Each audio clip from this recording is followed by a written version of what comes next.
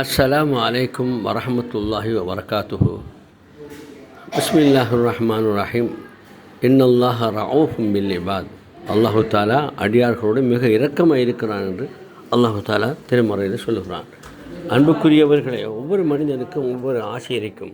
சில நேரம் சில விஷயங்கள் அவருக்கு தேவைப்படும். அதுபோல் ஒரு ஆசை தான் இந்த வக்கா பாருங்கள். இதை வக்கா, அதாவது வட்டைக்குள்ளே ஒரு இதுகள் என்னுடைய வீடும் வட்டையோடு சேர்ந்த மாதிரி தானே. அப்போ அங்கே தென்னை மரம் எல்லாம் இருக்கிறது. சில நேரம் மழை பெஞ்சால் அந்த கீழே தண்ணி எல்லாம் நிற்கும். இவர் இந்த வக்கா என்ன செய்ய முடிச்சுன்னா வந்து அந்த தென்னை மரத்திலிருந்து அந்த தண்ணிக்குள்ளே இறங்கி அதில் உள்ள என்ன நம்மளோட மண்புழுக்கள் அதில் தின்ன வார. அப்போது நானும் பார்க்குற ஒவ்வொரு நாளும் இவர் வந்து போகிறார்.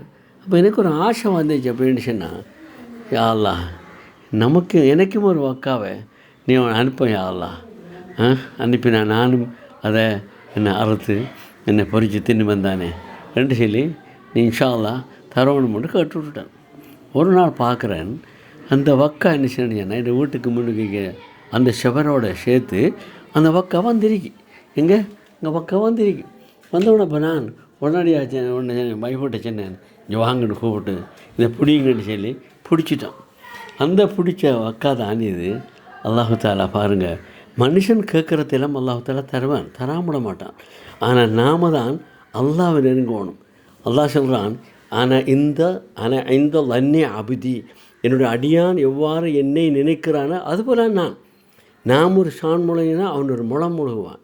அப்போ நாம் என்ன செய்ய முடிச்சுன்னா நான் உள்ளத்தை பரிசுத்தமாக்கி வச்சுக்கொண்டு அல்லாஹ்விடத்தை நம்பி நாம் கேட்டால் நிச்சயமாக கிடைக்கும். பாருங்கள், இப்படியெல்லாம் வாழ்க்கையிலே மனுஷனோட வாழ்க்கையில் நடந்திருக்கிறது.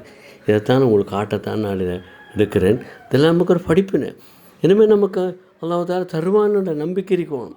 அதுக்கு அப்படி நாம் அவனோட கவலைப்பட தேவையில்லை. அவனை நம்ம பாருங்கள், எனக்கு தான் கஷ்டம் அதுதான் சொல்ல தேவையில்லை. அஸ்ஸலாமு அலைக்கும் வரஹ்மத்துல்லாஹ்.